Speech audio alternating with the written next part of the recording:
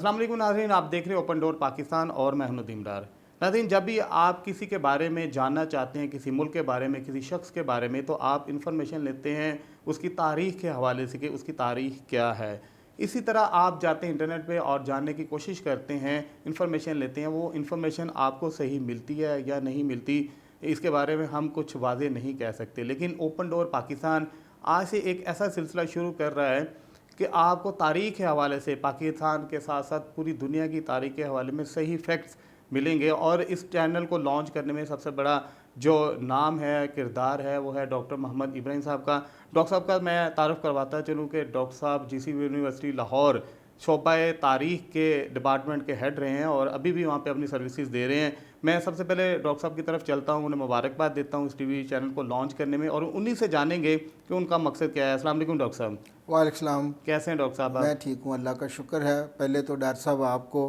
और हमारे नाजरीन को आज जश्न आज़ादी मुबारक, क्योंकि आज 14 अगस्त है, हमारी आज़ादी का दिन, तो सारी कौम हमारी आज़ादी मना रही है, तो आपको मुबारकबाद। डॉक्टर साहब आपको मुबारक हो, पूरे मुल्क को मुबारकबाद हो, तमाम पाकिस्तानियों को मुबारक हो कि आज हम 75 साल मुकम्मल कर चुके हैं अपनी आज़ादी के। तो डॉक्टर साहब सबसे पहले तो लोगों को बताइएगा, नाज़रीन को बताइएगा कि ओपन डोर पाकिस्तान का आइडिया आपने कैसे कंसीव किया, इस चैनल को लॉन्च करने में आपका मकसद क्या है?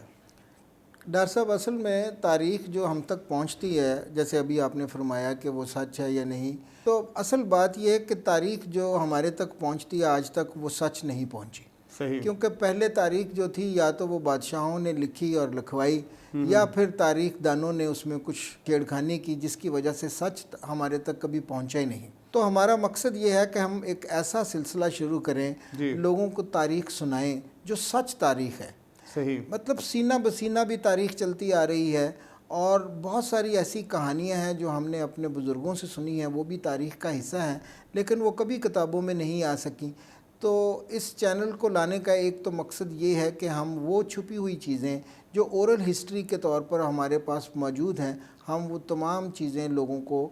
सुनाएं। और इसके अलावा हमारे जो स्टूडेंट्स CSS का या PMS का या दूसरे मुकाबलों के इम्तहानात दे रहे हैं, उनके लिए भी एक आसानी पैदा हो कि वो एक अच्छी और साफ़ सुथरी तारीख़ सुन सकें और फिर उसको अपने इम्तहान के तौर पर, अपने नोट्स के तौर पर इस्तेमाल कर सकें। अच्छा डॉक्टर साहब, किस किस्म के प्रोग्राम आप यहाँ पे दिखाना चाह रही हैं, थोड़ा सा स्टूडेंट्स को बताएं। पहले तो हम आज जो सिलसिला शुरू कर रहे हैं ये तारीख़ पाकिस्तान है, मतलब इनसाइड हिस्ट्री के नाम से हम एक प्रोग्राम शुरू कर रहे हैं जो कि तारीख़ पाकिस्तान है, यानी 1947 से लेकर आज तक पाकिस्तान के अंदर क्या हुआ, मुख्तलिफ़ जहतें हैं इस तारीख़ की। मिसाल के तौर पर पहले पाकिस्तान के इब्तदाई मसाइल हम डिस्कस करेंगे, पाकिस्तान के 10 साल क्या हालात थे, उसके बाद पाकिस्तान के सियासी हालात, मुआशरी हालात, मुआशरती हालात, पाकिस्तान में चलने वाली तमाम सियासी तहरीकें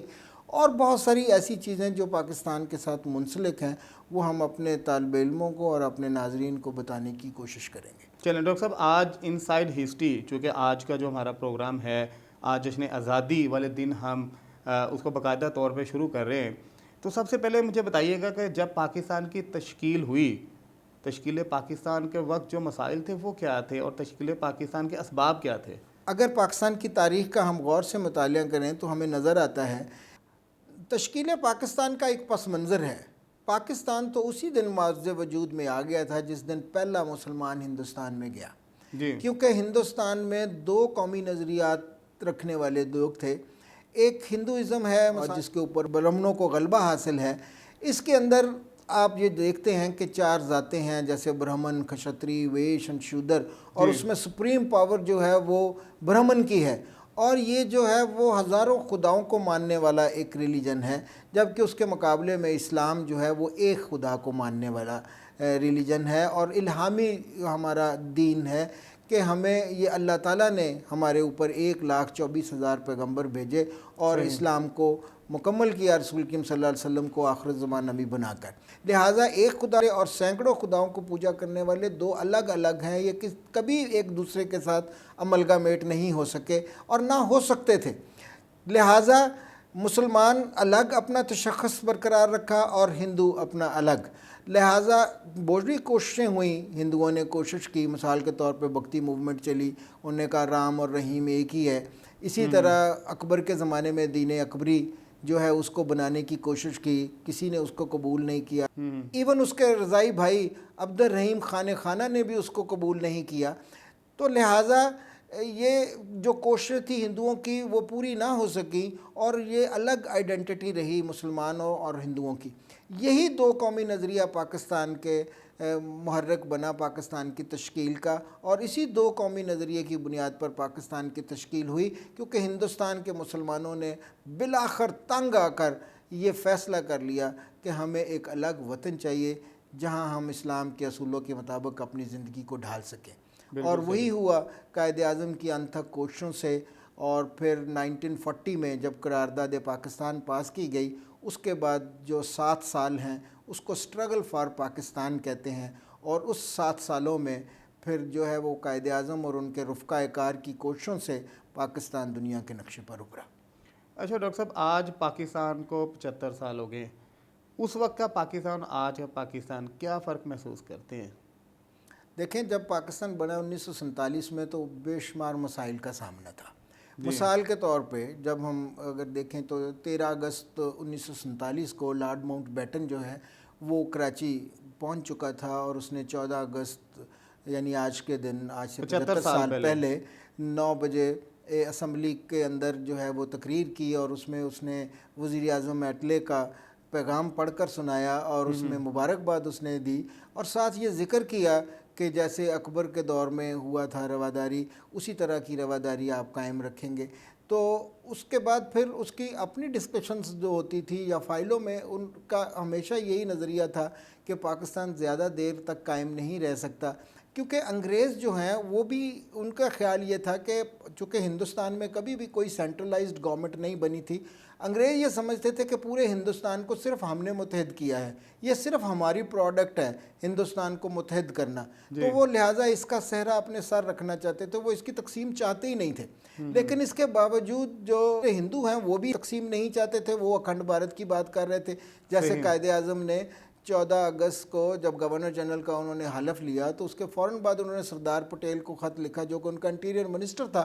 کہ ہم دونوں ممالک جو ہیں یہ کوشش کریں گے کہ اچھے طریقے سے رہ سکیں۔ تو اس کا آگے سے بڑا ہی معاندانی طرز عمل تھا، بڑا ہی اس کا آبجیکشنیبل جواب تھا۔ اس نے کہا تنزیہ، اس نے کہا جو آج ہم سے الگ ہو رہے ہیں وہ بہت جلد ہمارے ساتھ دوبارہ شامل ہو جائیں گے۔ تو آپ اندازہ خود کر سکتے ہیں کہ وہ کس طرح کا پاکستان ہمیں دے رہے ہیں۔ سب سے پہلے تو دستور پاکستان کا بنانا تھا، دستور ساز اسمبلی جو ہے اس کو قائم کرنا تھا۔ اب دستور ساز اسمبلی میں جو ہے 69 لوگ تھے جو دستور ساز اسمبلی کے ممبران تھے، 79 بعد میں ان کو بنا لیا گیا، اور دوسرے لوگوں کو شامل کر کے دوسری ریاستوں کے لوگوں کو، اس طرح 79 جو افراد پر مشتمل یہ پہلی دستور ساز اسمبلی تھی۔ اور چونکہ پاکستان جب بنا تو 1935 کا ایکٹ تھا وہ لاگو تھا، تو 1935 کے ایکٹ میں چند ایک ترامیم کر کے اس کو ہی یہاں نافذ کر دیا گیا، اور دستور جو ہے اس کو بنانا تھا۔ تو اس دستور کو بنانا ہی ایک پاکستان کے لیے بہت بڑا مسئلہ تھا، کیونکہ فوری طور پر یہ بحث شروع ہو گئی تھی کہ کچھ لوگ کہہ رہے تھے کہ پاکستان کو اسلامی ریاست بنایا جائے، پاکستان اسلام کے نام پر لیا گیا ہے، پاکستان کا مطلب کیا، لا الہ الا اللہ، تو پاکستان اسلام کے نام پر واجب وجود میں آیا ہے، اس لیے یہاں پر ایک شریعت کا نظام نافذ کر دیا جائے۔ لیکن کچھ لوگ جو تھے وہ لبرل تھے، وہ کہتے تھے کہ پاکستان کو بنانے کا مقصد ضرور تھا کہ وہ اسلامی ریاست ہوگی، لیکن قائد اعظم بھی پاکستان میں جو ہے وہ ایک لبرل حکومت قائم کرنا چاہتے تھے۔ انہوں نے قائد اعظم کے بھی کئی ارشادات کوٹ کرنے کی کوشش کی۔ اس طرح فوراً ایک ہمارے یہاں طبقہ پیدا ہو گیا، کچھ چاہتے تھے کہ اس طرح کی حکومت ہو، کچھ چاہتے تھے شریعت کی حکومت ہو۔ ان دونوں کو کس طرح اکاموڈیٹ کرنا ہے، کس طرح کا دستور بنانا ہے، یہ سب سے بڑا ہمارا مسئلہ تھا۔ چونکہ 3 جون کے منصوبے کے تحت یہ طے پایا تھا کہ ہندو اور مسلمان 2 الگ الگ وطن بنیں گے، ہندوستان اور پاکستان، یعنی ہندو میجورٹی کے علاقے ہندوستان میں رہیں گے اور مسلم میجورٹی کے علاقے جو ہے وہ پاکستان میں شامل ہو جائیں گے۔ لیکن چونکہ لارڈ ماؤنٹ بیٹن کی ریشہ دوانیاں جو تھی، چونکہ لارڈ ماؤنٹ بیٹن کو گورنر جنرل بننے کا موقع نہیں مل سکا، چونکہ Lord Mountbatten governor general بننا چاہتا تھا اور انڈیا نے اس کو تسلیم کر لیا تھا، پاکستان نے کہا نہیں ہم آپ کو اپنا گورنر جنرل نہیں بنائیں گے اور ہمارے گورنر جنرل قائد اعظم ہوں گے۔ تو پہلے میں نے آپ کو بتایا کہ ایٹلی کا بیان بھی معاندہ نہیں تھا، اس کے بعد لارڈ ماؤنٹ بیٹن نے بھی ایسا طرز عمل اختیار کیا، اس نے ایک بہت ہی غیر معروف آدمی جو کہ ریڈ کلف تھا اس کو بلایا اور اس کو اس باؤنڈری 3 جون کا جو منصوبہ تھا اس کے تحت باؤنڈری کمیشن بنا دیا۔ اب جو وہ تھا اس نے ریڈ کلف نے پرزیومیبلی، یہ بہت ساری کتابوں میں لکھا ہوا ہے کہ اس نے 1 کروڑ روپے رشوت لے کر کانگریس سے اس نے گرداسپور کا علاقہ جو ہے وہ ہندوستان میں شامل کر دیا، اور گرداسپور کا علاقہ مسلم میجورٹی کا علاقہ تھا، اس کو پاکستان میں شامل ہونا تھا۔ اب اس نے ایسا کیوں کیا؟ اس لیے کہ ہندو چاہتا تھا کہ گرداسپور کا علاقہ اگر ہندوستان میں شامل ہو تو وہاں سے اس نے لداخ کی پہاڑیوں کو راستہ نکالا، اور لداخ کی پہاڑیوں سے اس نے کشمیر کو راستہ نکالا، کیونکہ کشمیر کا ہندوستان کے ساتھ کوئی راستہ نہیں تھا، اور 921 میل لمبی پٹی بھی پاکستان سے ہی کشمیر کو جاتی تھی، اور ایک ہی راستہ تھا، ایک ہی راستہ تھا، اور کشمیر کے جو لوگ تھے وہ وادی جہلم کی نسل کے لوگ ہیں، تو لہٰذا تمام دریا جو کشمیر سے نکلتے ہیں وہ پنجاب کو ہی سیراب کرتے تھے۔ تو اس طرح کشمیر کا ہندوستان کے ساتھ کوئی لنک نہیں تھا، اور وہ لنک جو ہے وہ ریڈ کلف نے جوڑ دیا گرداسپور کا علاقہ ادھر ان کو دے کر، جس کی وجہ سے بہت زیادہ تبادلہ آبادی ہوا، جس کی وجہ سے مہاجرین کا مسائل ہمارے اوپر تھوپ دیے گئے۔ بالکل، یہ ایک لمبا ٹاپک ہے، چونکہ ہم سیریز شروع کرنے جا رہے ہیں کہ جو ابتدائی مسائل تھے۔ ابتدائی مسائل سے پہلے میں ہنگامی حالات جاننا چاہتا ہوں، اسٹوڈنٹ جاننا چاہتے ہیں کہ جب پاکستان اناؤنس ہو گیا 1947 کو، آج سے 75 سال پہلے، کہ پاکستان بن گیا، لارڈ ماؤنٹ بیٹن نے پہلی دستور صاحب اسمبلی میں باقاعدہ اعلان کر دیا، ہنگامی حالات اس وقت کیا تھے؟ کیا سچویشن سامنے آئی؟ میں نے جیسے کہ عرض کیا کہ وہ جو گرداسپور کا ہندوستان میں شامل کرنا تھا وہ کوئی عام واقعہ نہیں ہے، وہ بہت اس کے دوسرا اثرات جو ہے بعد میں آپ مرتب ہوئے، وہ یہ تھا کہ جو مہاجرین تھے جو کہ سمجھ رہے تھے کہ پاکستان میں شامل ہوں گے، جب ان کو ہندوستان میں شامل کر دیا گیا تو ملک کے لیے تو انہوں نے یہ ساری جنگ لڑی تھی، یہ اسٹرگل فار پاکستان تھی، وہ ایک پاکستان کے لیے ہی تو تھی، لہٰذا ان لوگوں نے پاکستان کی طرف ہجرت کرنا شروع کر دی۔ اب کچھ واقعات امرتسر میں ہوئے، اور ان امرتسر کے واقعات میں جو سکھوں کی طرف سے مسلمانوں کا قتل عام شروع ہوا، اس کا بدلہ لینے کے لیے راولپنڈی میں ایک اس طرح کی واقعہ ہوا۔ تو جب راولپنڈی میں واقعہ ہوا تو سکھوں نے، ماسٹر تارا سنگھ جو اس زمانے میں بہت ہی ایکٹیو تھا، اس نے ہمیشہ اس وقت اس نے یہ کہا کہ